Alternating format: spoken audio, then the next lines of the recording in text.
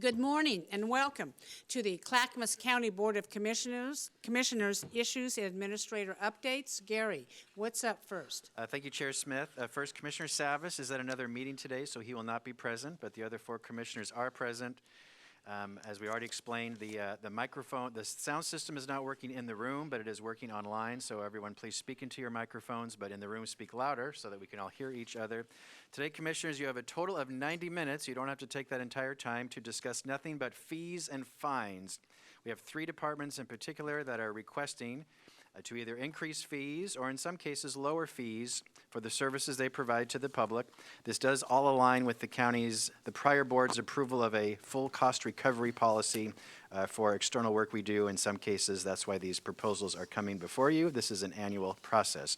We will start with the Department of Transportation and Development. And the staff presenting will be Dan Johnson, the director of the department, and Deidre Landon, Administrative Services Manager. So please give a quick overview, and then we'll have a discussion. Go ahead. Go ahead, Dan. Thank you so much. We are so pleased to be here today to talk about fees and fines for the Department of Transportation and Development. I'm not going to get into the specifics of every fee, but give you a general overview, and then we are here to answer any questions you might have. First and foremost, I want to make sure that we are clear with the Board of County Commissioners that we understand there are pressures in the general fund, and that's why we are bringing these proposals before you today. The department has been proactive and has actually put forward a budget that has general fund reductions of about $400,000 for the board's consideration as we go forward through the budget process. In the packet that was presented to the board, there are two items, one Appendix A and Appendix B for fees and fines for DTD. Though there are a number of fees that are proposed to be altered, the majority are not. Okay? These changes take a variety of forms. One, they're either name changes to make sure the name is more clearly understandable by our public. Second, there are elimination of some fees. Third, there are adjustments of some fees. And fourth, there are new fees. While we're happy to answer any questions, just a couple things I want to point out. We've been job costing. We as the department have been job costing for about 10 years. So we actually job cost the actual cost to provide these services for all of these various fee proposals before you today. That process gives us an accurate process cost, or what we refer to as a baseline estimate in the staff report. And I want to make sure we are very clear with the board and the public. These are not fee increases to fund entire programs. They are simply fee increases to fund the process in which and the services that is provided.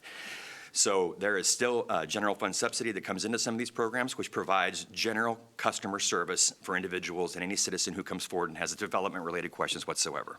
These are simply costs to provide permitting services that we've job costed out. And those are different from programmatic cost. If we were raising the fees to fund the entire program, they would be substantially higher. Next, you'll see in the document, we do kind of a quality assurance, quality control effort, which is why you'll see other jurisdictions, and there's comparables in there. It's not a competition. We're not trying to be Washington County or Multnomah County, but it basically does a check against the fees that we are thinking about to see if they are generally in line with other jurisdictions around the region. Within the packet, there is something new. There is the CPI adjustment, Consumer Price Index adjustment, which looks at an annual fee increase that aligns with market increases the region may be feeling. And I also want to highlight, last but not least, there are some fees we are not proposing to increase. Namely, probably SDCs is probably the most volatile right now. SDC costs based off the construction market right now is very high. And so right now, we think there's a lot of volatility in that market, to be honest. And so we're waiting for that volatility to kind of cool down. So you're not going to see any proposed SDC fee increases in that packet before you today. So with that, we would be happy to answer any questions you might have. And that's all I got. Yeah, go ahead, Mark. Thank you, Dan, for that. This mic is not working, so can everybody hear me in the back? They can't hear you in the room, but it's working for online. So yeah, okay. I want to make sure you can hear me back there. Okay, Dan, if you take your spreadsheet and you take your fee reductions, fee eliminations, fee increases, and new fees.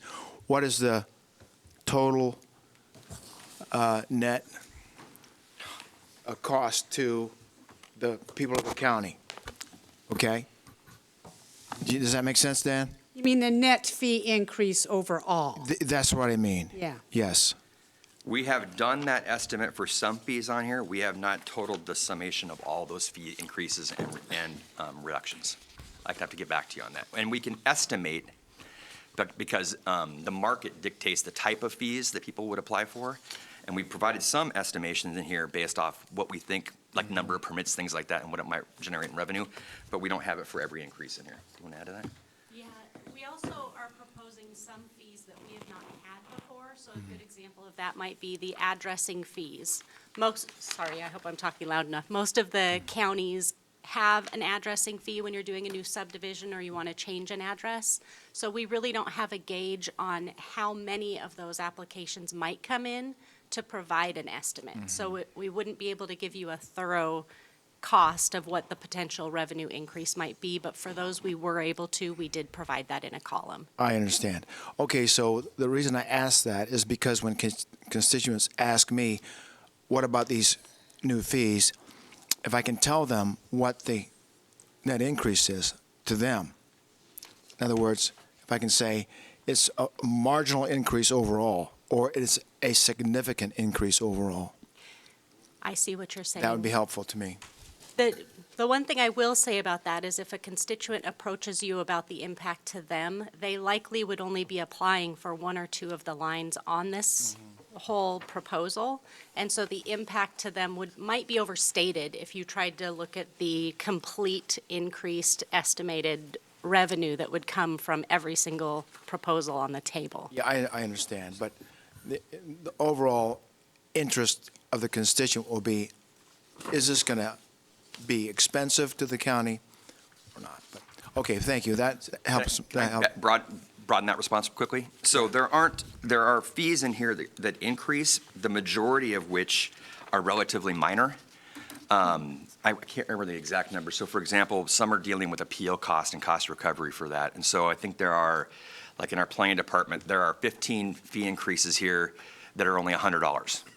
But they're to recover costs for those hearings, procedures, and things of that nature. So it varies based off of the type of permit that it is, and you will see where the fees increase the most is mostly around those most technical type of permits, be it conditional uses, subdivisions, mining applications, things of that take, because again, if we're job costing that effort, it's the time that's taking to do that permit, so. All right, Dan, thank you. Yep.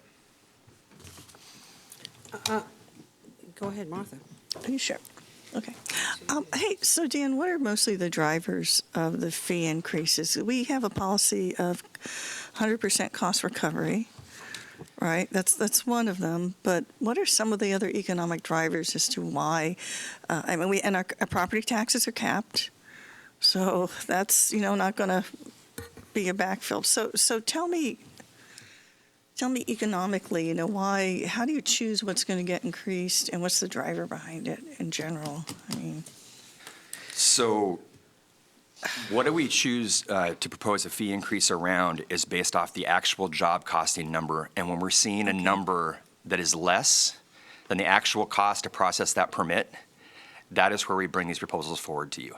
There are cost impacts every single, you guys are dealing with this right now. You're dealing with the pressures on the general fund. You're dealing with the CPI index. You're dealing with cost of staff in regards to COLA increases, things like that. All of those are those drivers around the cost of processing these various permits. Our intent is to bring forward a proposal that, and what you'll see in the document here is actual cost for service. Right. So the hope is that those folks that are paying taxes, that are paying those general fund dollars, those fees aren't subsidizing kind of these development applications that you see before you today. So if you are getting a benefit from the service that we provide in regards to ability to divide your property or to put up a design review for commercial or industrial, that's not being subsidized by the general taxpayer. It's being just a fee for service. Okay, and I think that's a good point to make, is that really what we're trying to do is to be equitable and fair, that those that use the service pay a fee for it, but it's over and above, a service that the rest of the people in the whole county are getting, and that's the rationale. Be trying to get that cost recovery, because not everyone is using that particular piece to do. You'll see in the staff report, it Yeah. talks about, you'll see where we've tried to articulate for the board interactions per permit. And we were talking about this, Chair, a little bit. We have interactions that, with our public, that don't result in any revenue Right. generating. It's, if you think about when you bought your house, think about, you go out and you buy your house, the selling realtor calls us, the buying realtor calls us, individuals call us, the title company calls us. On any single house transaction, we may get 7 or 8 inquiries that are public information and public good that are paid for by those general fund dollars that go in and subsidize that. So, did I answer your question? No. Yeah, you did. I just want to say, it's really the cost of doing a specific, Pardon me? the cost of doing a specific piece of business. We're going to need to speak up, commissioners, because Okay. these don't amplify. So All we're right. going to have to sound like we're yelling, even though we're really not. Thank Okay. you. All right. Thank you, guys. I hope That- so. that helps me. Yeah. Just the microphone, that's it. Just the microphone. Anything further, Commissioner Schrader? No. Okay, thank you. Dan, you and I had quite the conversation in my office because I don't like fee increases, especially during this time. And the narrative that you supplied to me was, for instance, on engineering, each engineering application had 15 visits per applicant, correct? Correct.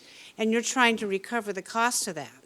And I said, Dan, either number one, the engineering is too complicated to understand, or even have an engineers understand, and you may want to fix that so more people understand it and they don't have to come back 15 times on the same application. Or number two, we can give them 7 free and then start charging them for number 8, 9, 10, 11, 12, up to how many they want.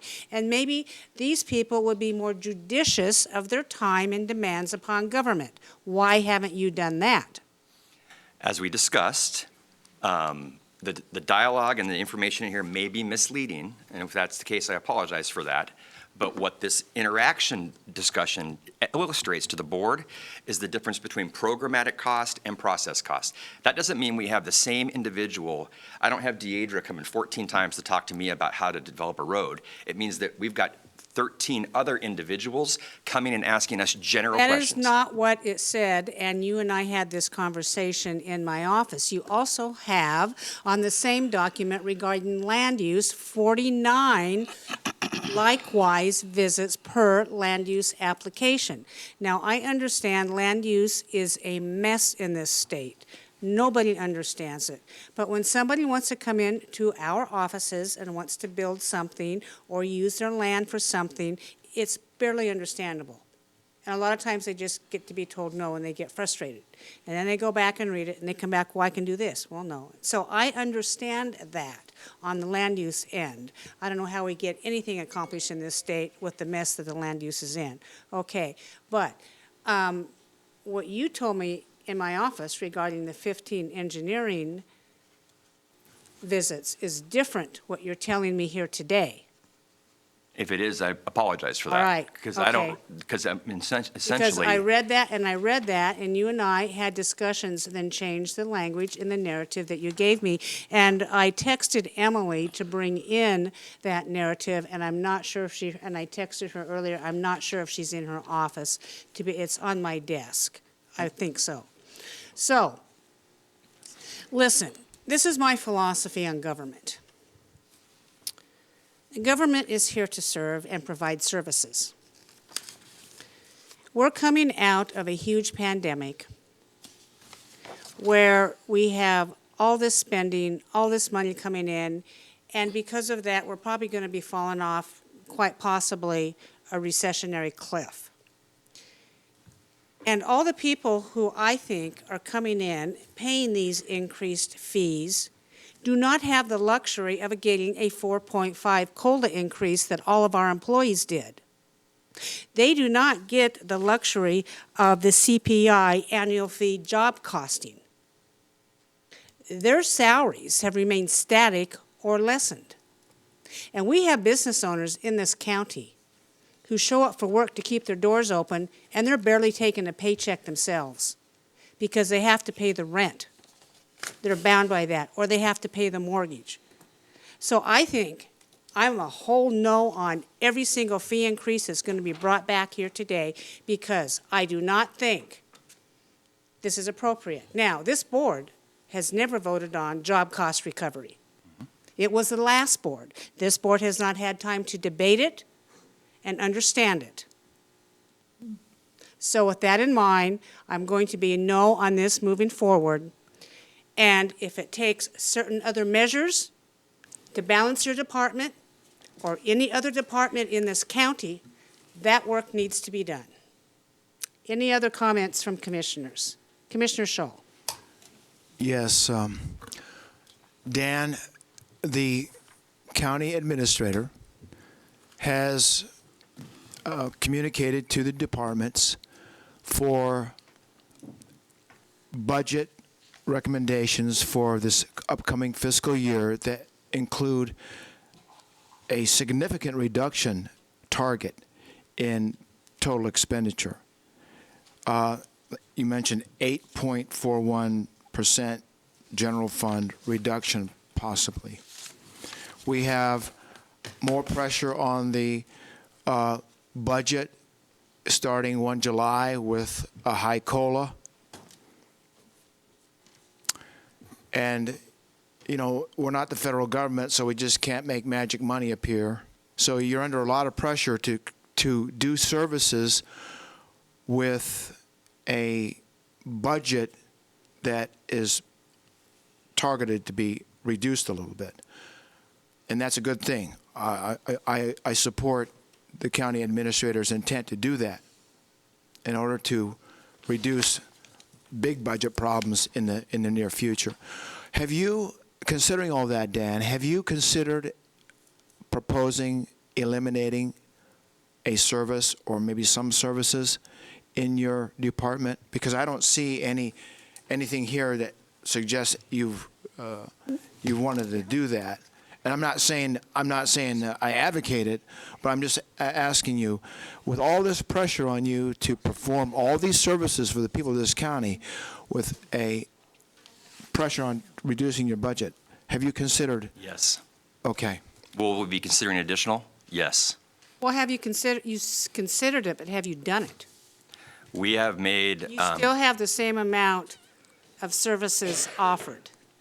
We have made adjustments with our upcoming budget that reduce those services in certain areas. I can say that factually. Okay. And we took a proactive approach at the county administrator's direction to reduce the amount of general fund that we were allocated. Mm-hmm. And one more question, Dan. On your chart here, the overall increases across the board, without those, what other services would you be forced to curtail? I don't mean to put you on the spot. I'll be Dan. honest with you. So, I mean, I didn't want to really have this discussion today, but the dialogue is around the fact that if we don't have additional revenue, we are statutorily required to do certain things in certain timelines. And the ability to perform that in some of our development services programs will not be possible due to the amount of revenue they have to process, or the amount of staffing levels they have to process those requests. Hence, we will be having discussions around how we curtail some of the public services that we provide around possibly like we can talk about this more, but that is reductions in lobby hours and availability, and closing possibly the lobby on certain days. I mean, there's a lot of jurisdictions around the area that have done that, and we have not done that yet. We are open 5 days a week, and the board appreciates that and has directed us to do so. We provide public service in person, we provide it over the phone, we provide it via email. But those will be, as an example, some of the adjustments that we probably will have to bring forward. Okay, one last question. Go ahead. How long can you wait? How long can DTD wait for approval of your fee increases before it starts to bite your ability to operate? I think, Mark, Gary Schmidt has his light on, maybe able to Okay. answer that for you. Is that all right? That's just fine. Okay, Gary, your light is on. Would you like to make some comments? Yes, thank you, Chair, and responding to your questions, Commissioner, and for all of you commissioners, yes, each department has asked to make reductions in their general fund if they receive general fund. I am still compiling the proposed budget for you, so you will not see this until May, but my deadline was now, so I've been working with departments, and I do want to credit Dan and his team. They've made significant reductions in their service voluntarily at my request, more than other departments did. So I want to Yeah. congratulate. It's not easy, but thank you. You made some really tough decisions. You're not going to see that till May, but I can confirm he's done that already. We will never do. There's a term, Washington Monument. We're not going to provide for you commissioners things that we know you care about and say we're going to cut these if you don't provide these funds.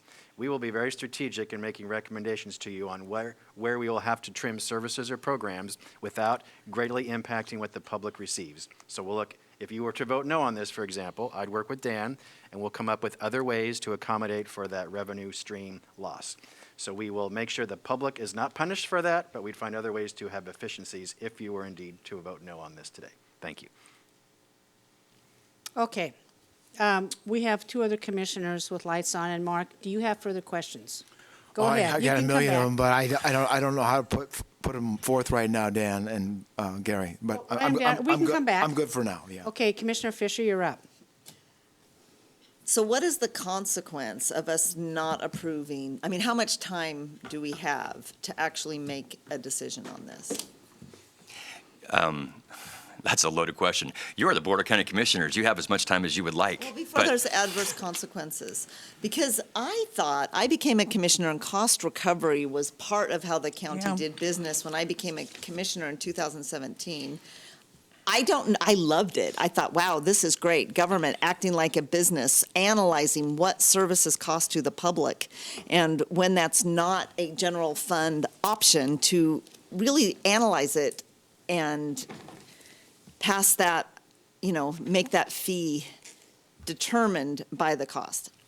I thought it was good business practice. But if this board, if Chair Smith, and she was part, I don't know, when did cost recovery? I was not part of it. It was 2020 is when the board formally approved a full cost recovery policy. It was sort of an unwritten rule prior to that, but there was not a formal policy. It was Okay. 2020 you formalized that Okay, policy. thank you. I'm so glad. How do you know this, Gary? That's amazing. Are people I like study texting? constantly, commissioners, thank you. You just remember everything? Steel trap.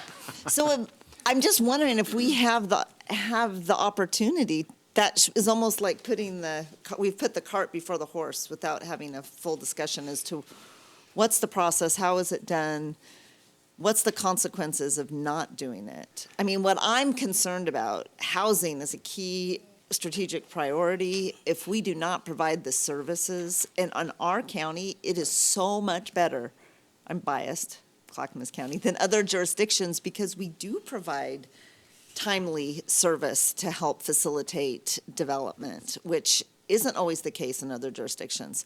So I would be very concerned if we weren't able to meet the need about what that would mean towards our recovery through the pandemic, because we don't have the staff and support to process those applications and So permitting fees. you've heard this number in prior budget discussions. We used to average about 300,000 annual interactions with the public, development-related interact. We track this. That number increased, correct me if I'm wrong, over 500,000 over the last year and a half annually. And I'm just sharing that because it just illustrates the number of interactions we have with the community and the touch points that we have. Going specifically to your question about timing, and I think it relates a little bit to the question that Commissioner Scholl had, it depends on the program, because programs are funded with various funding sources.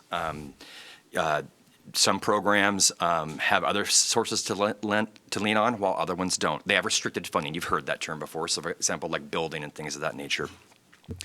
But those programs which have general fund support which is being reduced, those are the ones that have the most near-term funding concerns in regards to our ability to provide development services, specifically planning, to be honest with you. And we have services and dog services, and we have service county surveyor. Those are kind of our three big ones we've had. We've done some retooling of code enforcement to basically embed those services in these other departments to reduce some of that general fund cost.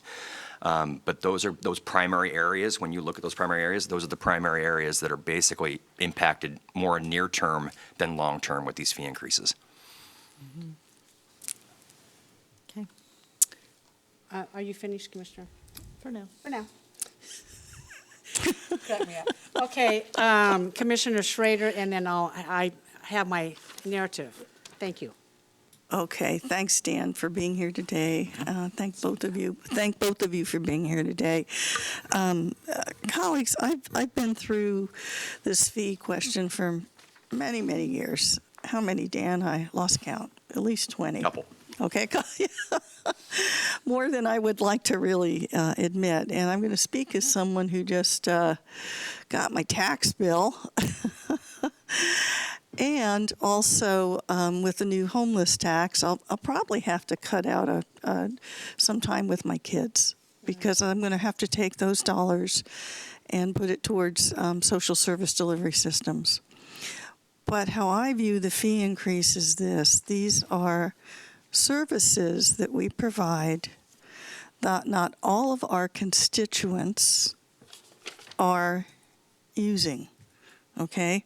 So the whole intent of a fee structure is fairness in terms of who pays the fee and who doesn't. If you don't use it, you don't pay it. And as I look through these fees, I don't like it. Listen, I wasn't real happy with my taxes.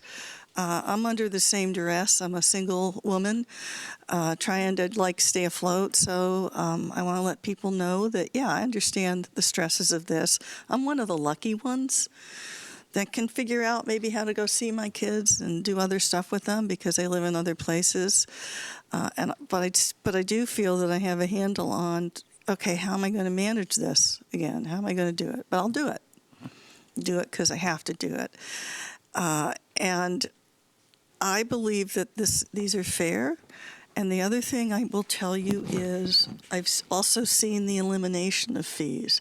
So it isn't as if it's all about raising everything. This department has been very judicious in also eliminating what isn't necessary. But I think the crux for me is that if I'm not using these services, I don't want to, my taxes I'm paying to the county to pay for somebody else to kind of get that. And that to me is just a fairness issue. I'm paying plenty of taxes as it is right now. And that being said, I do believe that there's this real danger that if we don't do this cost recovery piece, we will not be able to meet the timelines.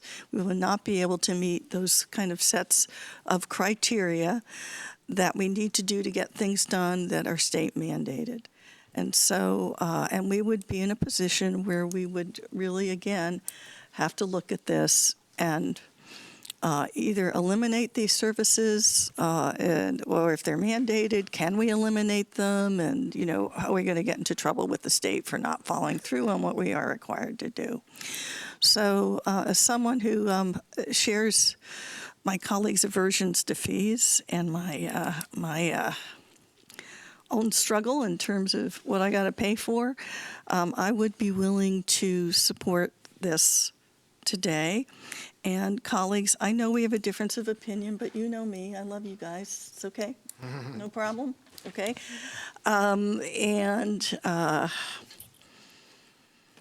believe that this department is one of the best run departments that we have. And I actually have full faith that they would not be asking us to raise fees unless it was necessary for full cost recovery. Now, we could in the future look at that policy and we can either embed it or we can throw it out. But at the time when I was here when they decided it, we felt it was a prudent way to go. Now, I'm aware that there's going to be a lot of folks out there that are just going to throw tomatoes at me for this, because I understand they're going to be upset about fee increases, but that's my job, and I'm okay with that. But I do want to make it to my colleagues, I do absolutely respect a difference of opinion on this, but I just want to make it clear where I'm coming from, okay? Yeah, So, fine. Chair, I would make a motion to get I'm this not, over with. I haven't made my comments yet. Okay, good. I'm sorry.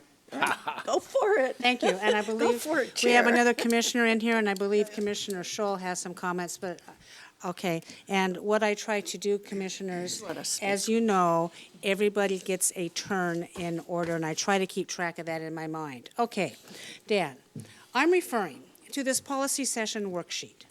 And on page 2, under engineering, and I'm going to read this, and people, please pay attention. The engineering program receives road fund support to help subsidize the service, the public service function, where we averaged 14 customer interactions for each engineering application. Here, I have one application I'm applying for. This is what these words tell me. That each single application that's submitted, there's 14 customer interactions. Now, is my interpretation of this language wrong? There are, you can help me out with this, but there are 14 interactions that we have for every application that actually creates revenue.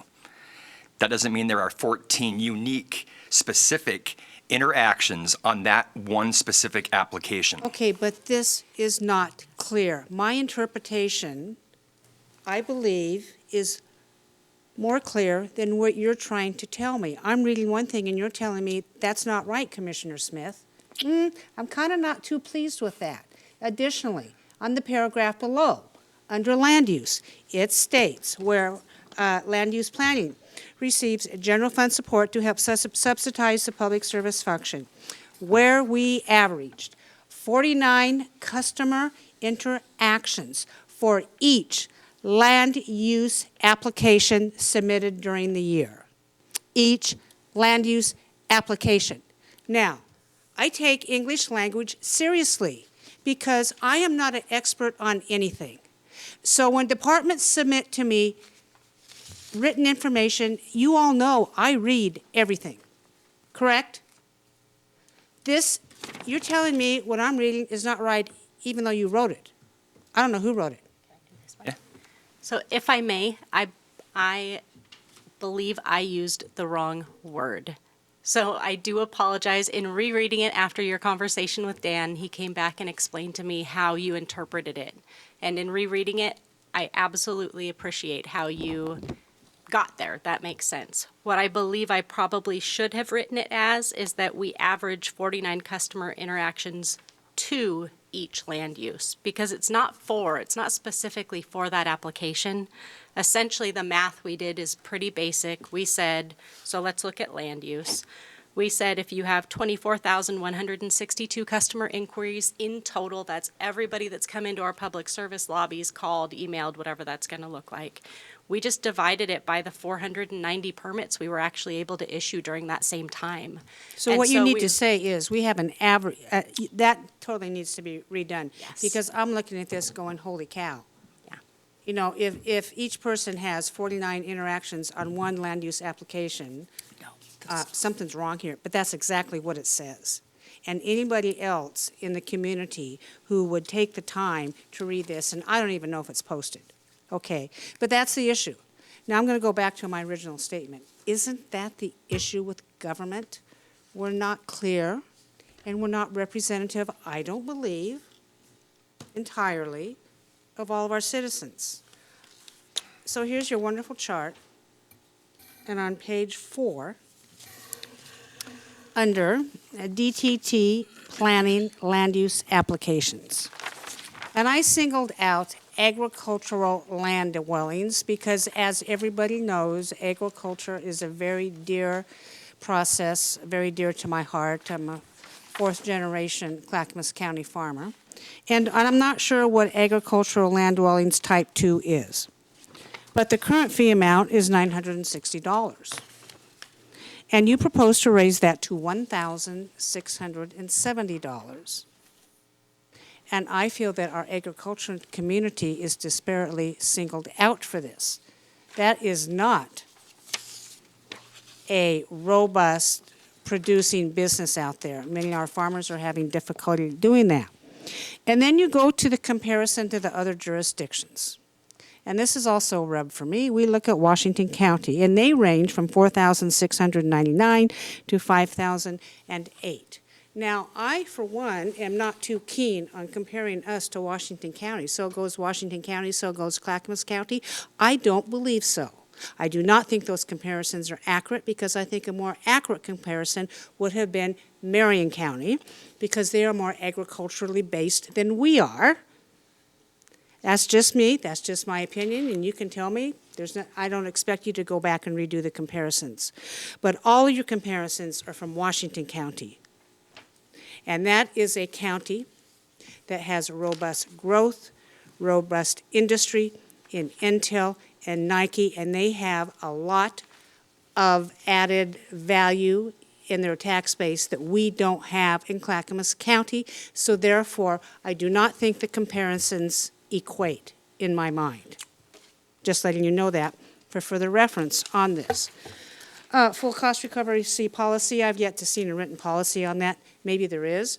We've talked about it. I don't know what that is. I do not know what it entails. There's 4 words used, full cost recovery policy, and it may be very good.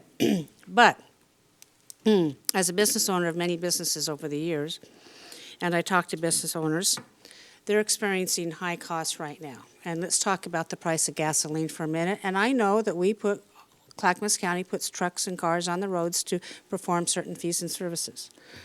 I also know that there's farmers out there who are putting diesel in their tractors and they're doing their crops. And they don't get to have full cost recovery on the price of their gas and diesel that went up. They're going to be dang lucky to sell it. And furthermore, the fertilizer that they buy has gone sky high. The price of the fertilizer for my hazelnut farm has quadrupled over last year. And I'm not getting any more price per pound on my hazelnuts. We need to start thinking differently, and I oppose this vehemently because I'm standing with the citizens of Clackamas County. I do not like increased costs in government, and I do not like bloated government, and I am a firm no on this today. Commissioner Scholl.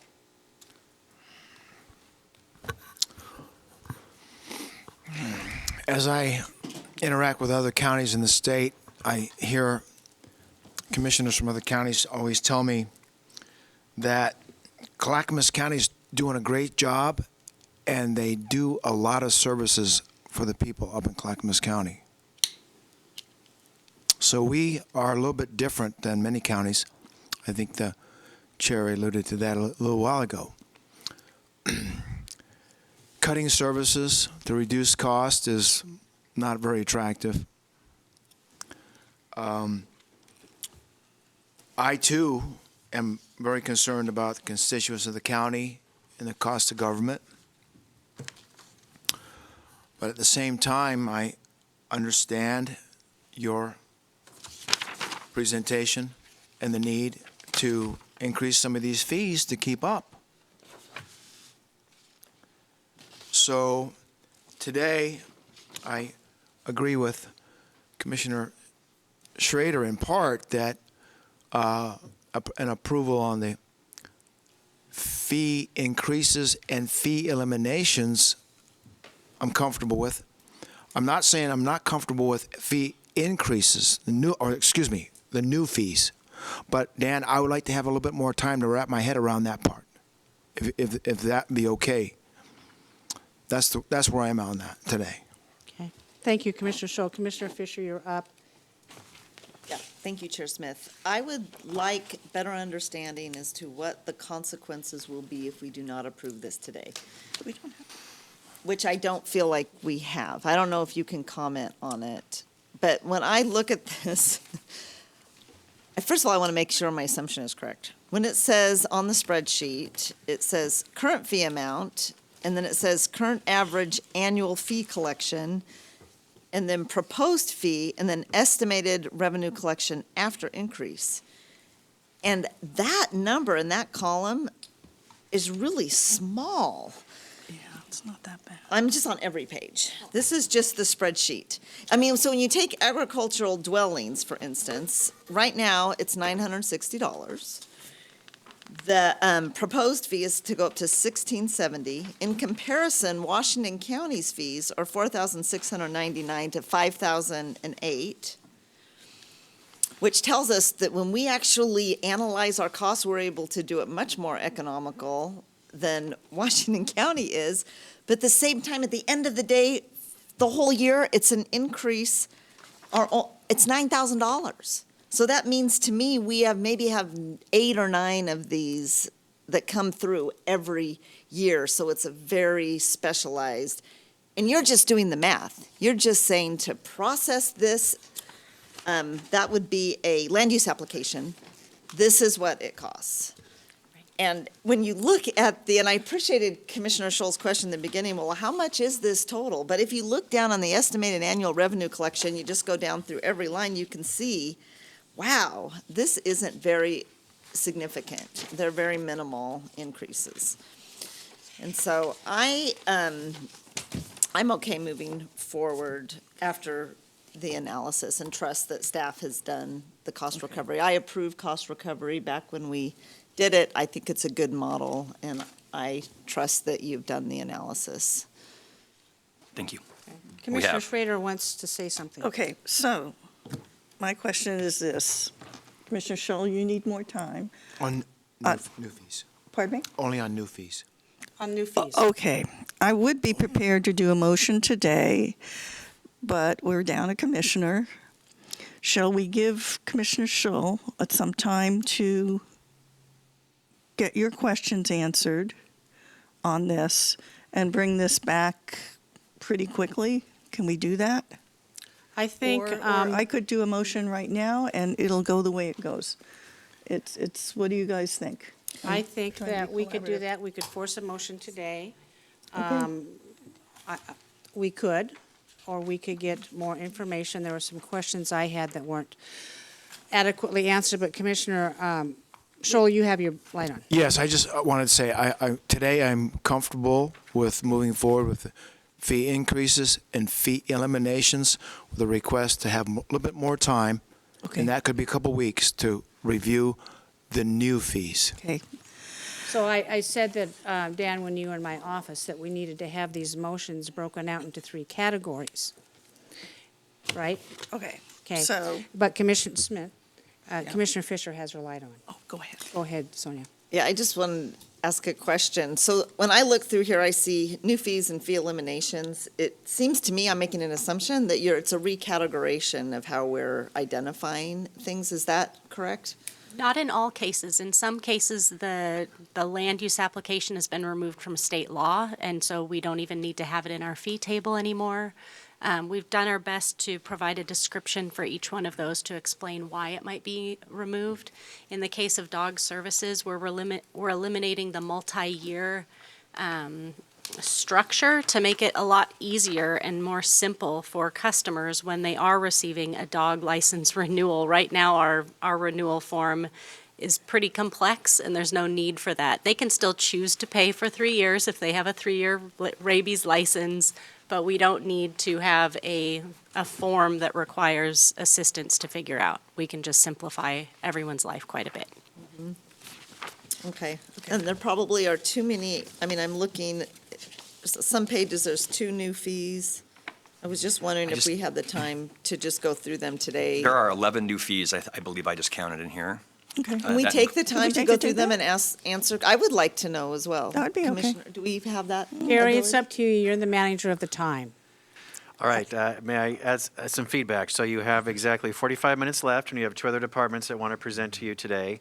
The reason we traditionally come before you at this time of year is because to get ready for July 1st, if you were to Okay. approve this, we need the runway. So this really is, you need to make a decision if you want this to happen July 1st. You can always set fees at any time of the year. You can make this December 1st or November 1st if you want to have more time. So there is a time crunch you're under. for us to make a decision for a July 1st implementation date. That's why we're here before you in April. But we can set them anytime you want, so we can hold this, but it would not go into effect July 1st. All I'm offering is that you do have two more departments, and you have 45 minutes. So up to you, Chair, if you want to push this through, or we can delay this, but. Well, what there's we can timers. do, as I said in my office, I would like to see language for 3 different motions.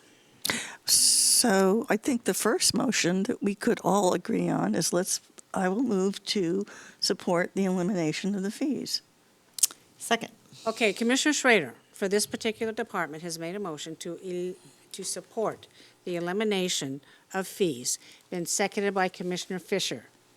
Any further discussion? Mark? Yes, that's the elimination of fees as set forth Three in this categories. That's in this set forth, document. right. Okay, understood. Set forth in this document. Gotcha. That's something that everyone here can agree on. It's a good thing.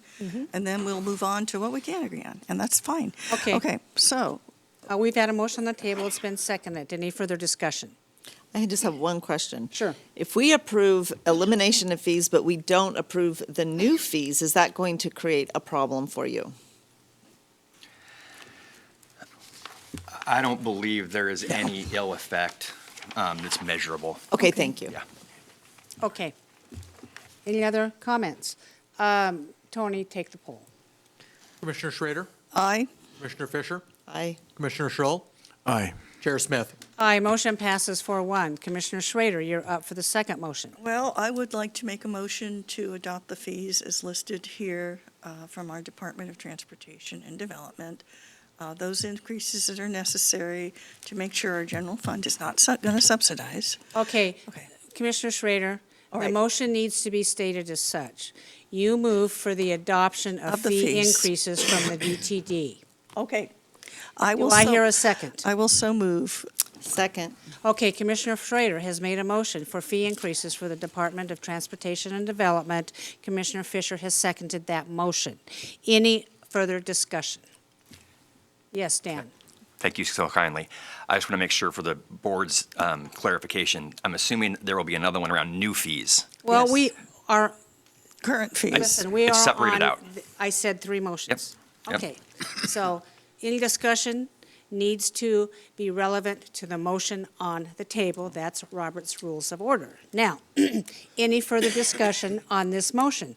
I'm going to say I'm a hard no on this because I don't believe the departments have done enough due diligence.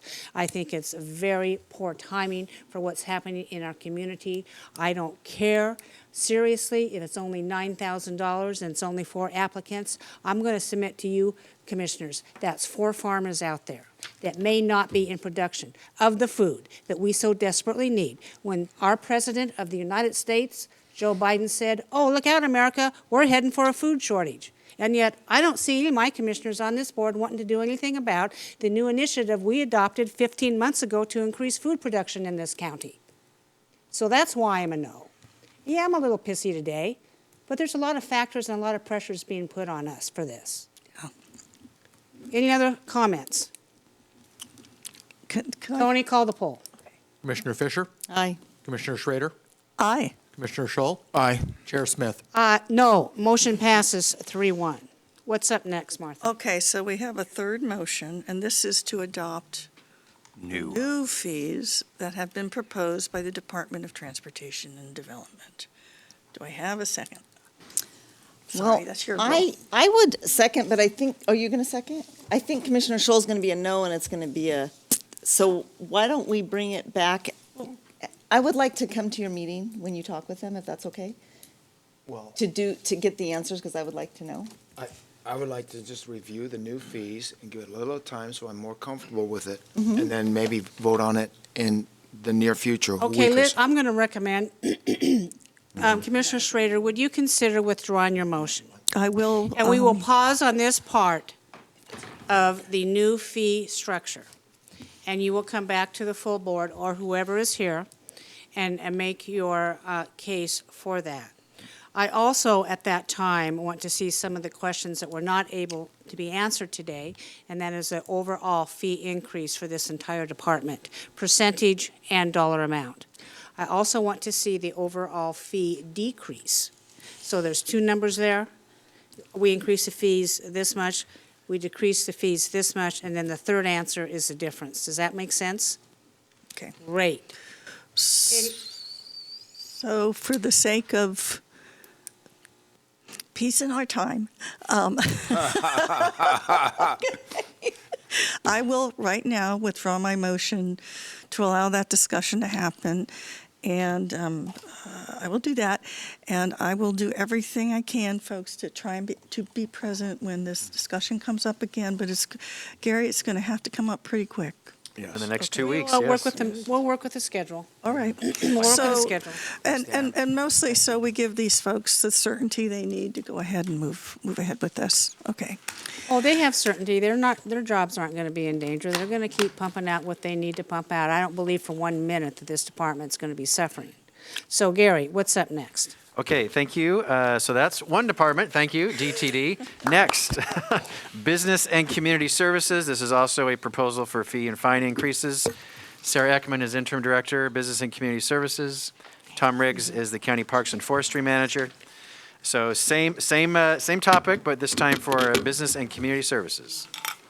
So Sarah and Tom, as brief as you can, please. Go ahead. Good morning, Chair Smith, Commissioners, Administrator Schmidt. Yes, we're here from Business and Community Services to talk about county parks fine and fee increases. As we've heard you acknowledge this morning, the cost of doing business continues to rise.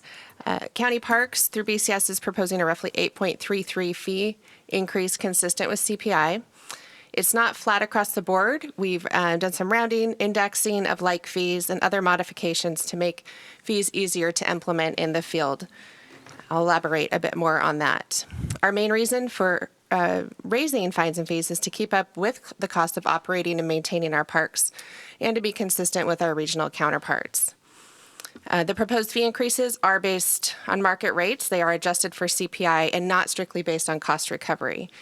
Park fees are only a portion of our diverse revenue stream.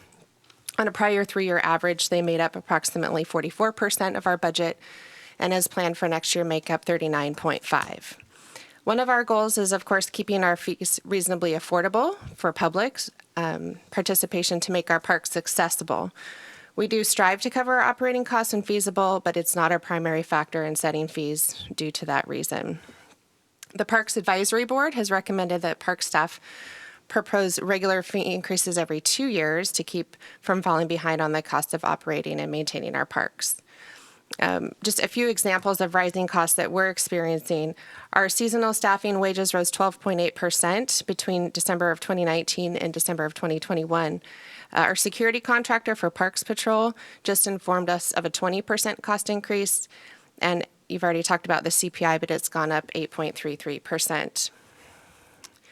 With the fees that we put before you today, a few highlights, and this is included in your packet. We did consolidate our picnic fees during our last fee update, and we did some formatting on the fee schedules to reflect that.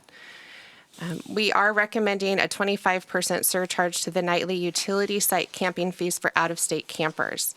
This is consistent with Oregon State Parks and Recreation Department's out-of-state surcharge that went into effect in January of this calendar year. It's designed to achieve parity as Oregon residents pay RV license plate fees that help fund park operations, and out-of-state campers do not contribute to that fund. The state RV fund does provide approximately 25% of our county parks budget, and we estimate that about 21% of our reservation customers do come from out of state. We have two other issues. One is probably the most significant for us in the immediate future, and that is our last parking fee update. We implemented variable pricing, demand pricing during the summer with a $6 fee during weekdays and an $8 fee on the weekends. This resulted in some unintended complications with our automated pay stations, and it has led to some customer confusion and noncompliance, and it's been hard to deal with for our staff. So we've had a lot of complaints about functionality. We are recommending consolidating at a flat $8 parking fee regardless of day of the week to achieve some simplicity on this, and we would like to implement that as soon as possible, ideally May 1st of this year. Tom Riggs, our Parks and Forestry Manager, is with me today to answer questions as you have them. Thank you, Sarah. You're very concise. You said something. There's a 20% cost increase in parks for what? Did I hear that right? For what? Security costs. Security costs. Why did that cost go up so much?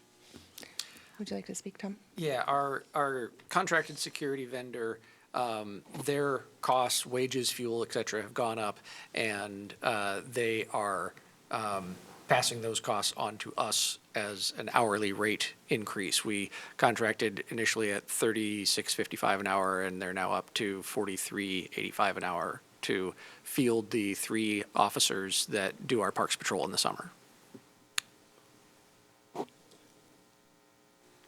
Any questions from commissioners? Commissioner Scholl? Go ahead. Sir, that's $43 an hour times 3 security. Correct, yeah. And how it's- long is that current contract? That's the new contract that's got that increase. The 2-year contract, and this is year 2 of that contract. This is a mid-contract adjustment, and is to be more accurate, it's for 2.5 officers. It's 2 full-time and 1 Okay. half-time, just to clarify that. Just to clarify, that new contract, that $43 an hour per security person starts For what, this year. 1 July? New fiscal year? For the start of the security season, which would be 2 weeks before Memorial Day. Okay. All right. Any further comments or questions from commissioners? I have one on the Aquatic Park. You guys, I'm sorry, this is BCS. I'm getting my ducks mixed up with my chickens, sorry about that. Okay, any other, do you know about how many percentage of fee increases you brought forward to us today? Percentage-wise, overall percentage-wise?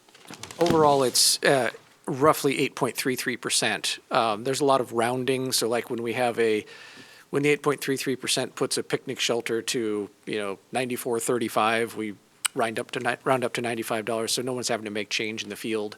There's a couple of other increases where we had a difference in some of our reservation fees or our site fees that we're indexing to match other ones. Like our pass replacement fee is going to match our reservation fee. So there's a few things that aren't exactly an 8.33, well, none of them are exactly 8.33 because of rounding. But in general, that was the amount. I'm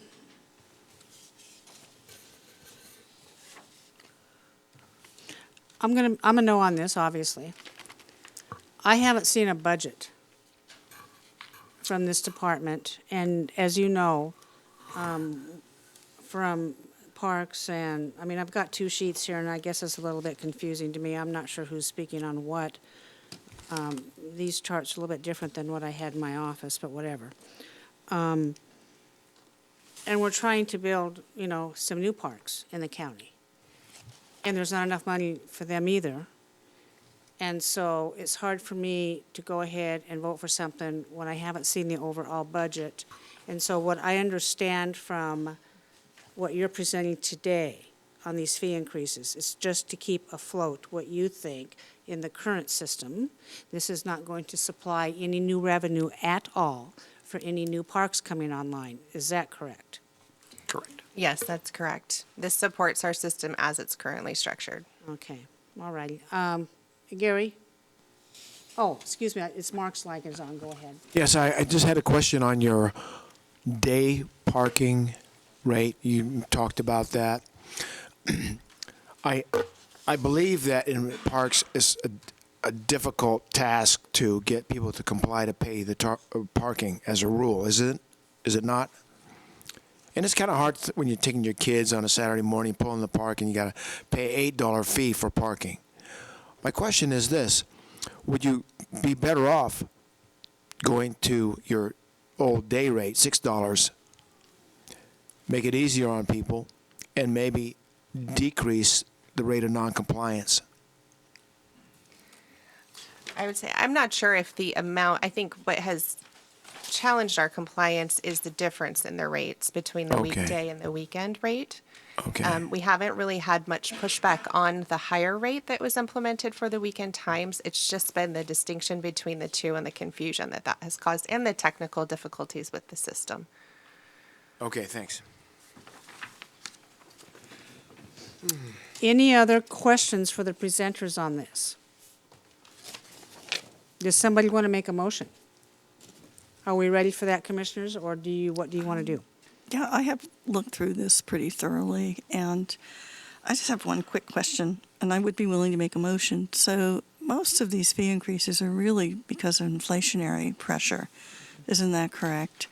So it's not just the fact that costs of fuel are going up, costs of running buildings are going up, we're all facing that right now. We're all facing increased across the board for what you need for your trucks, what you need for maintenance. I mean, with COLAs and things of that with that kind of thing. So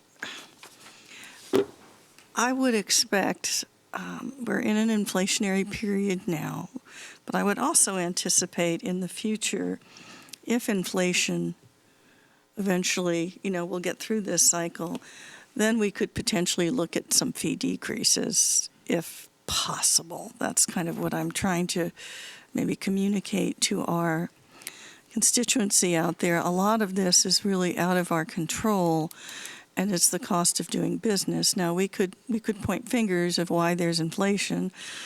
Maybe printing a lot of money was, in some ways, I think caused that problem. In other ways, it at least, from my perspective, saved some pieces of the economy. But this is the cost that we're facing now.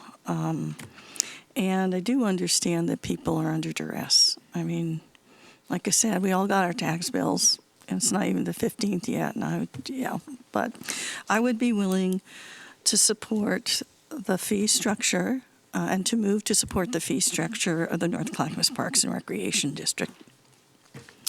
Second. Okay. Commissioner Schrader has made a motion to approve the fee increase as presented by this department, and Commissioner Fisher has seconded that motion. Any further discussion? Point of clarification. Can we offer? Yes. The motion was made for North Clackamas Parks and Recreation District and would need to be for county parks, for business and community services. Yeah. I would move for Catch, county everyone. I parks. caught it too. Thank you. I do. Honest to God, I know the difference. God, yeah. Yes, I sure do. But this is county parks. So these are the parks that are really outdoor recreation. I mean, it's not like ball fields and things of that sort. This is way that. Okay, so let me reframe. Yeah, So just let go me- ahead, say it. So let's reframe the motion because I'm such. Okay, I will move that we accept the fee increases for county parks. Second. Okay. Commissioner with that- Schrader has made a motion to approve the fee increase for county parks. Commissioner Fisher has seconded the motion. Any further discussion? Just a question, there's a lot of elimination of fees in here. Yeah, there are. Does that Yeah. motion cover that as well, or do we need to restate the motion? I can move to eliminate it in the second motion. if you Yeah, want let's to do it that. way. Okay. Well, as a clarification, most of the eliminations are reformatting. It's changing the picnic shelter fees. Okay, They so- appear twice on the fee schedule because of last time's So changes. this motion covers all you need? Everything you need. Okay, great. Thank you for that clarification, Commissioner Fisher. Okay, any further discussion? Seeing none, Tony, please call the poll. Commissioner Scholl, Aye. Commissioner Fisher, Aye. Commissioner Schrader, Aye. Chair Smith. No, motion passes 3-0. Thank you very much. Gary, what's up next? Okay, thank you. One last one. This is for the North Clackamas Parks and Recreation District. Chair, would you please convene the NCPRD board for this item? Yes. I will now recess as the Board of County Commissioners, and we will reconvene as the Board of the North Clackamas NCPRD. Thank you, Chair. We have Mike Bork, the Director of the North Clackamas Parks and Recreation District, Candy Ho, who is Recreation Manager. So this one is a little different, Commissioners. 10 years ago in 2012, the Board of Directors of North Clackamas Parks and Recreation District passed an ordinance that allowed the District Administrator, who is me, or the District Director, who is Mike, to make fee decisions on our own. We did not need your approval. I disagree with this ordinance. and I think you should rescind it, but until you do, this means Mike or I can make this decision. So I did ask Mike to come before you today because I, as the administrator, want to make sure you're comfortable before staff does anything. And then I will come back to you later and ask you to rescind the ordinance, because the board should make financial decisions, not staff. And Mike agrees with me on that. But, So then we do not entertain a motion today. well, I am asking for your direction. If you disagree with this, I will not approve it as the administrator. So I'm Disagree with the fee increase? correct. Well, then that would require a vote. So yes, I'm asking still for a motion, if you agree with these fee increases or not. And then I will make that, decision, so I still follow the ordinance. So, thank you, Gary, for that clarification. But Mike, do you want to, Candy, any opening comments, please? No, thank you. Really, we wanted to have the opportunity to show you our fees and charges schedule, because I don't know the last time that you all have seen them. And I guess the overall theme that I would say is our fees are a little different, keeping in mind that we are not county general funded. We are funded through our own tax rate and fees and charges. That's how we operate. And so the fees and charges are not a large part of what we bring in revenue. For this year, we estimate about $1.5 million in fee revenue from our classes, our drop-in activities, and rentals. The increase that you see proposed here in this packet represents about $150,000 worth of estimated fee increases. With all the caveats that you've heard before, these are estimates based on, estimated attendance, estimated drop-in, but about $150,000, so about a 10% impact to our existing line item. But if you go through the list, you'll see that they're incremental. And they're incremental, and basically for the last few years outside of last year where we were directed not to, our fee increases have been incremental with an eye towards an internal cost recovery philosophy. And I'm not sure if the commissioners are aware of our cost recovery pyramid. It's a 5-tiered pyramid, and that's how we help determine whether it's got a great community benefit or a very individualized benefit or youth benefit. And our philosophy is the larger community-based programs have the largest amount of subsidy. The more individualized programs at the top have a less amount of subsidy, more cost recovery. So over the last many years, the fees have adjusted incrementally up. I would categorize all of the fees that we've got as incremental as well of the cost of doing business. In Parks and Recreation, you often hear pay to play. And it's the idea that, our tax base covers keeping the parks open and mowed and garbage removed and all of that. It keeps playgrounds in parks. But for all of the specialized programs, whether, again, they're drop-in to the pool or another facility, or they're a class, or they're a rental, those have a fee associated with them. And so we've tried, especially being my very first budget year, I tried to keep it reasonable, but also recognizing that we didn't have a cost increase or a fee increase last year. And the end result is when we do wind up putting a fee increase into place, we'll have to be playing catch up for things like I point out here in 2020, which is what our last fee sets were based off of. We were paying a $13.25 hour minimum wage. Now in 2022, it's $14.75. And so our fees for things like, say, a day camp or a special event program that are run by part-time staff that are minimum wage staff, even those cost much more for us to do just on a daily basis. So my overall theme is I believe these to be reasonable incremental increases. You'll see some things didn't change at all. Like a lot of our drop-in rates are already, as I mentioned, towards the top end of what we believe the market can bear based on what others around us charge for just coming into the pool, for example.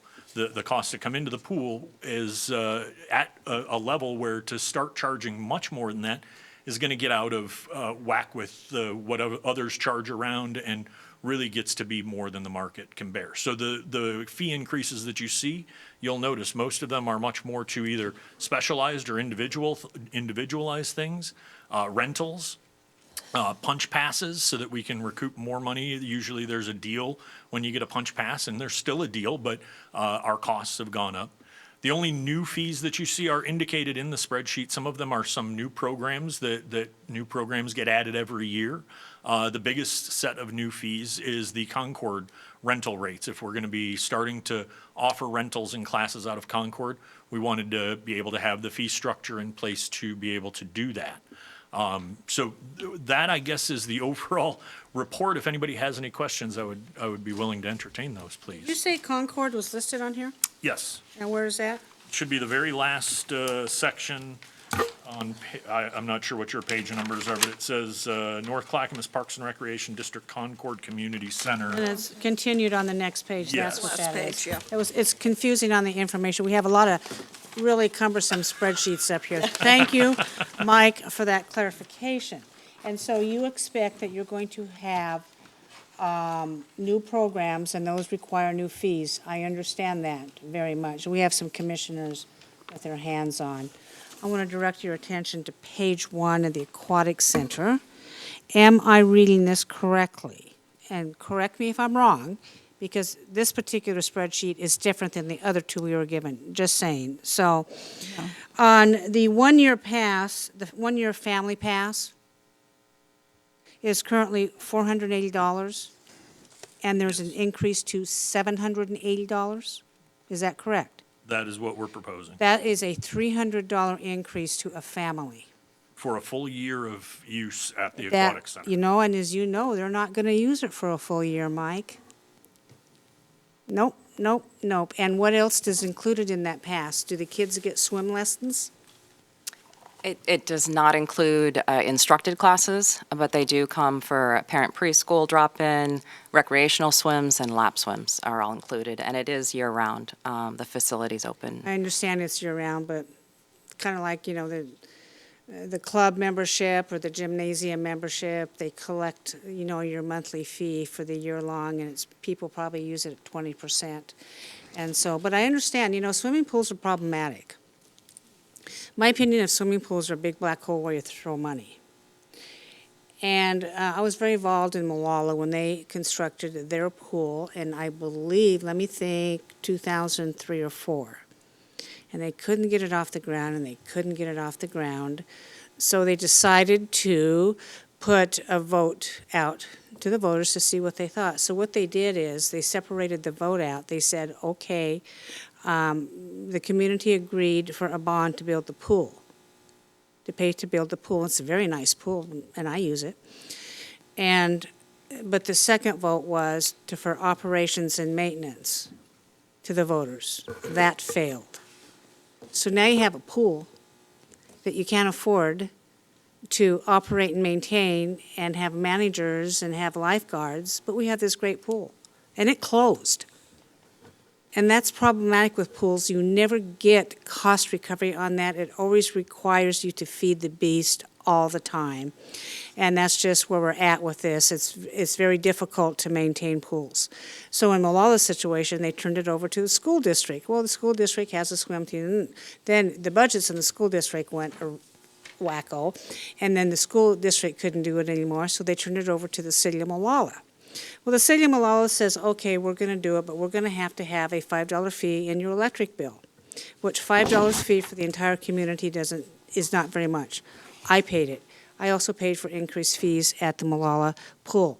But it's becoming more problematic on a family pass of an increase of $300. That's a lot. I don't know how many family passes you have, or if you're going to see an increase in purchasing of family passes. I would like to know what that number is starting July 1st for the next fiscal year, if families are still putting up the extra $300. That particular fee increase is very problematic to me. Okay, we have a couple commissioners with their hands up. Commissioner Fisher. So I was interested in understanding a little bit more about what Chair Smith was bringing up. On the spreadsheet, it says 1 year pass, and there's 4 of them, but I don't know what each one is for, and I'm just curious what your methodology was in establishing those fee I increases. can address that, and I apologize. I have a separate spreadsheet that shows ages and such that didn't match the Didn't get format. translated into when yours. went into that. So the first fee is youth, and then we have adult, and then we have senior, and then we have family rates.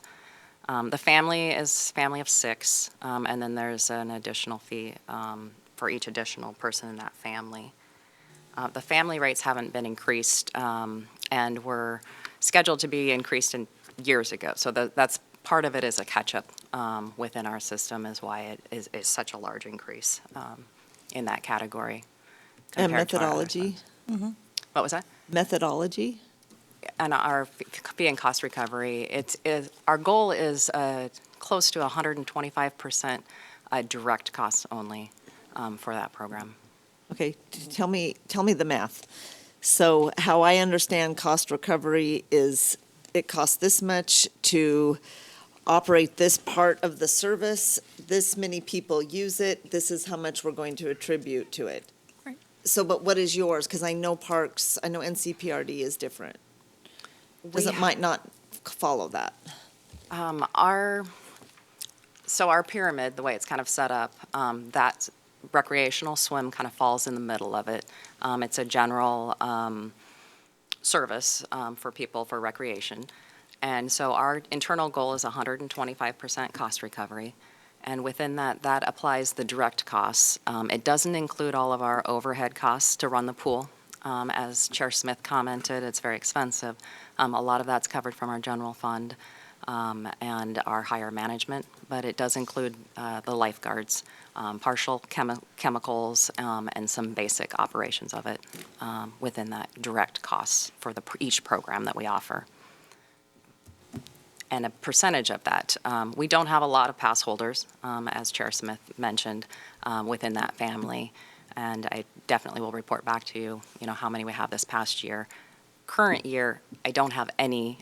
We've been closed, and we just reopened this past year. So I don't have any family. So we don't have any yearly pass members right now? Any. We have, we are still honoring passes that people held in 2020. And we just Because the pool was closed. we just reopened this past year. And so current pass holders are those that were active in 2020. Yeah, go ahead. No, I mean, it does seem like a huge jump. It And I does, don't know yeah. why we do 100, I think our other, Gary, I'm looking to Gary, when we 100% cost recovery, this is 125% cost recovery, 100% was in the policy, correct? but this is 125% cost recovery. This is based off of the master planning efforts that were done back in 2014, 2015.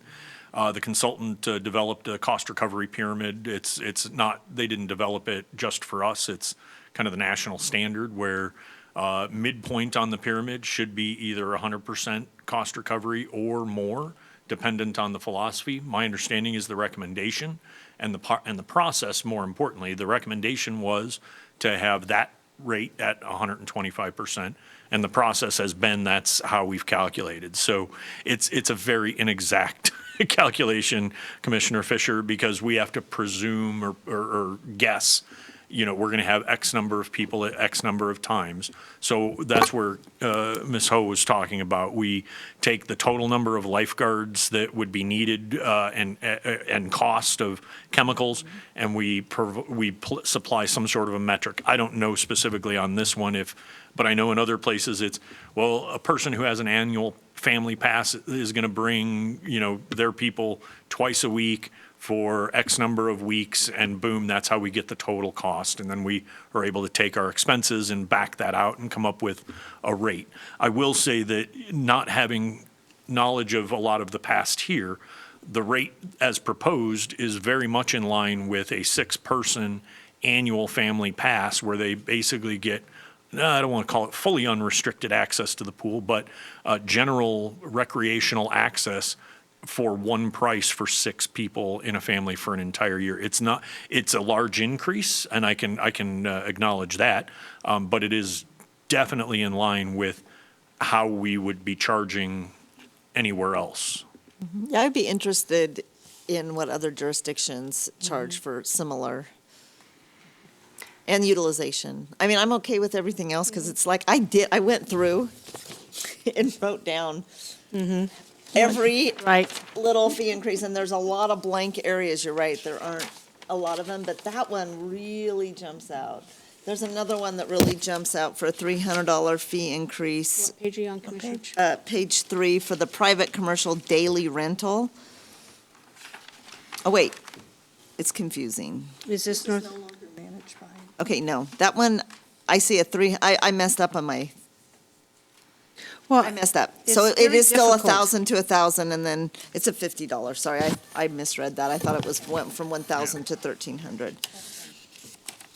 And if I But may, I'm okay with everything else, because it's like 25 cents, $1, $1. $10 Most of them on aren't. some of But the bigger ones. part about I don't know how much it's utilized, but I think about, our little family and the little passes we have for zoo passes and OMSI passes for a year, and they're nowhere near. And I know it's different, I know it's a pool, but if we're wanting to also have NCPRD creating community, then what does that mean? And I would be interested to know what our district advisory board members think about this. If they were to say, oh, no, this is really important that this happen, that would be very persuasive to me. Really rely on members of the district. We've done so much work to shore up that community involvement.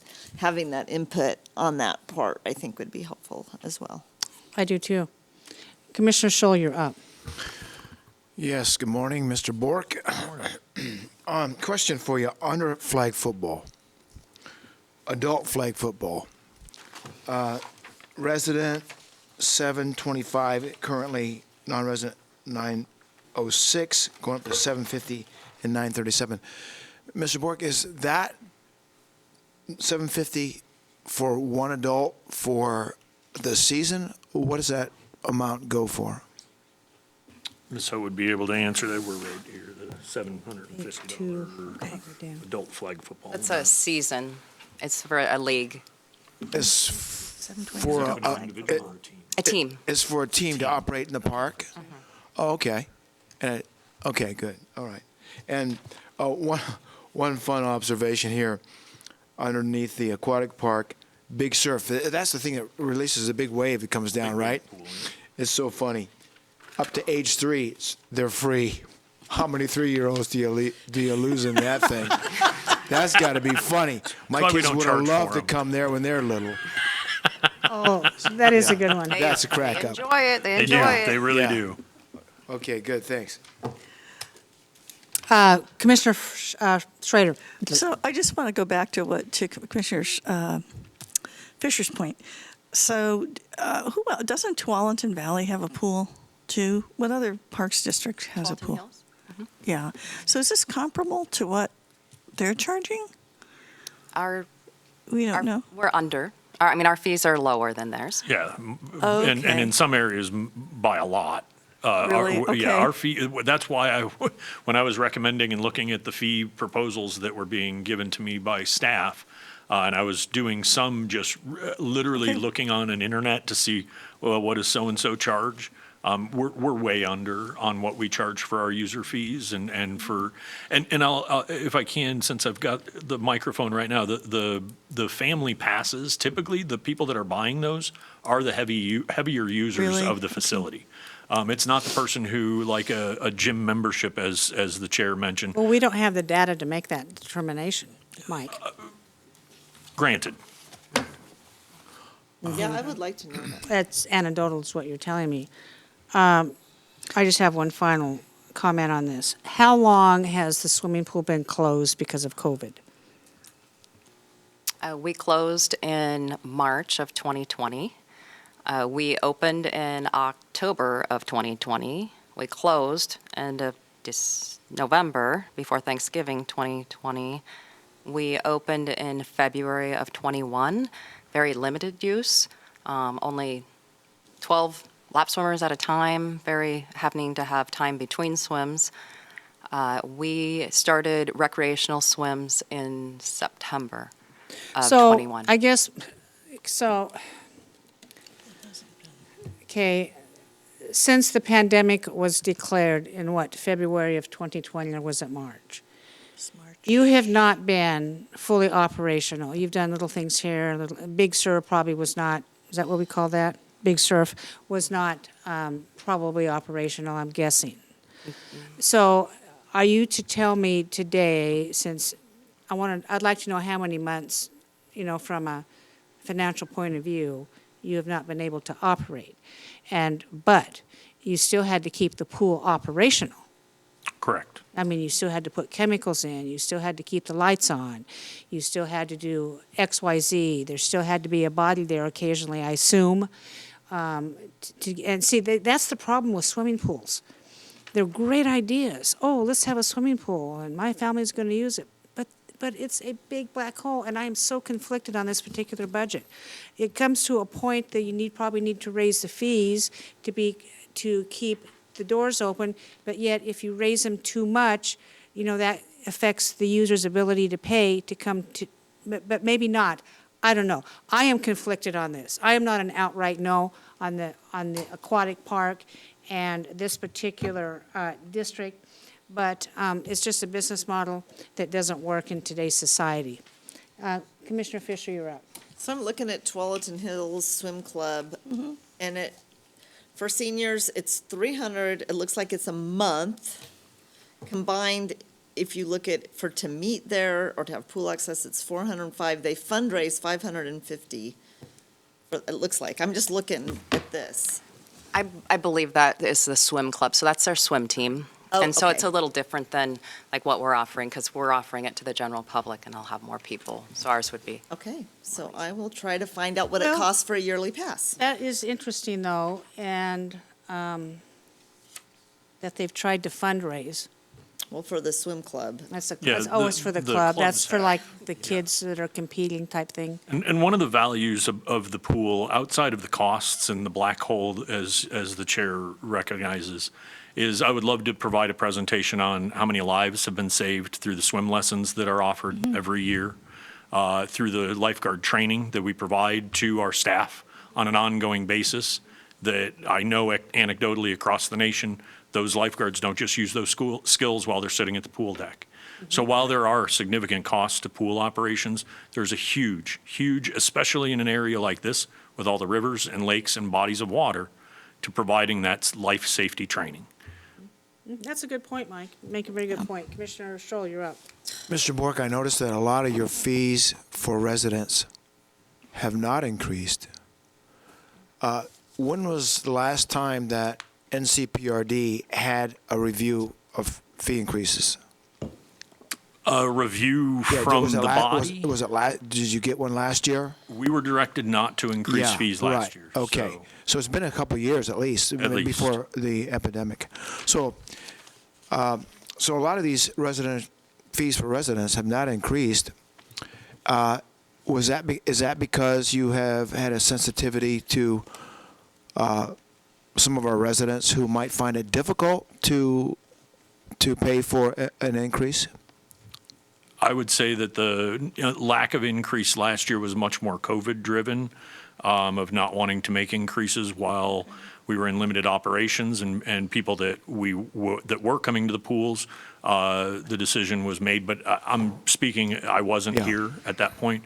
I would say that the increases that we've proposed, I would not have put something forward to the body if I thought that it was going to negatively impact our users' ability to use our programs. Yeah, okay, what I was getting at is that you have, in fact, had a sensitivity for those families in our county who might find it difficult to pay for Yes.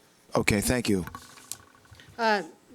Gary Schmidt, your light is on. Yes, and the end of 2021, the end of 2020, 2021, I directed all departments and special districts, no fee increases, period, because of the pandemic. So no one did it across the county. Got it. That was a year and a half. I do think the aquatic center is a bit different than, for instance, one of the parks where we can just close the gate and then the maintenance is minimal. Just mow the grass in the spring and summer and you're kind of done. Swimming pools are just a very unique type of entity on their own. Any other comments before we entertain a motion for the NCPRD? Commissioner Fisher. So I'm still trying to find what it costs at Tualatin Hills. But it looks like it's $300 a year, if I'm looking at this right, for their services at their rec center. For family? for family? I don't know. Oh. I mean, it's really hard to figure it out. I would much rather be able to do some research and come back, because I believe the 300 is for one of the rec center memberships, but rec centers are far different than aquatic centers often. And I believe that 300 was an individual one. But again, I'm pulling stuff out of my That's- memory when we were looking at comparables. Gary?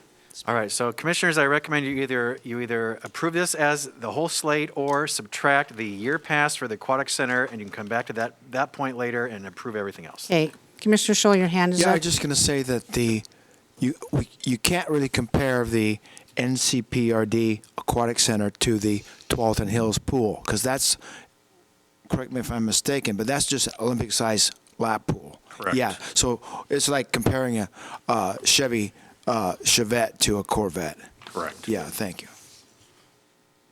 Okay. So do we need a motion or we just Well, need direction? Commissioner, Administrator Schmidt made a recommendation. I don't know, Commissioners, what do you want to do today? Make a motion to approve it. The whole thing? Then do it. I move to approve the fees for the NCPRD as set forth in this spreadsheet. I'll second that. Commissioner Scholl has made a motion to approve the fees for NCPRD. Commissioner Schrader has seconded the motion. Any further discussion? Commissioner Fisher, you're up. Yeah, so I'm going to vote yes today, but I may decide to change my vote after I receive the information. But I'm going to go ahead and approve this to move us forward. But I would like to have my questions answered regarding the methodology and in regards to the increase of the passes. Yeah, we'll identify some comparable. And if there's been any services. community input from our district advisory board, I would really like that too. Yeah. But for now, I will move forward with this. And how long will it take before I get the information? We can have it to you by next week. Yeah, Perfect. few days. Okay, thank you. Thank you, Chair Could Smith. I get a copy of that We'll- too? we'll just send it to so everybody. Okay, thank you. Yep. I always assume when one commissioner wants some information, it kind of goes to all of us. It does. It does. And the departments have been very good about that, by the way. Okay, any further comments? Mark? Yes, Mr. Bork, on this family pass for the Aquatic Center, we have a family in Sandy that's got 14 kids that be coming to see you. And that. They get their money's worth out of that one. Well, and that's why it's up to 6, and then there are additional charges per individual beyond, so. Good clarification. Good. Good, okay. Tony, would you please take the poll? Commissioner Schrader, Aye. Commissioner Scholl, Aye. Commissioner Fisher, Aye. Chair Smith. I abstain. Motion passes 3-0-1.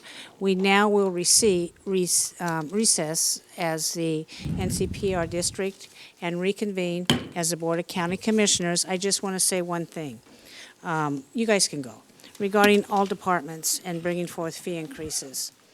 This board that sits before you, we are the ones that answer directly to the public. We are the elected officials who are responsible for this. And that's why I have come out so strongly against the fee increases. But I can guarantee you, our public does not see a 4.5 increase in their wages that was passed. Also, they may be wonderful managers. They also don't see an additional 1.5 increase because they're either a supervisor or a manager at the county. I am very, very sensitive to that, and I think moving forward, this government body needs to be sensitive to that when bringing forward fee increases, because you guys aren't going to be the ones that have to answer for this. It's the people that are sitting here who are taking on the huge responsibility to this, and it's something that I'm extremely passionate about, if you haven't gained that already, and extremely sensitive. Any other comments from my commissioners? Hearing none, this meeting is adjourned. Right.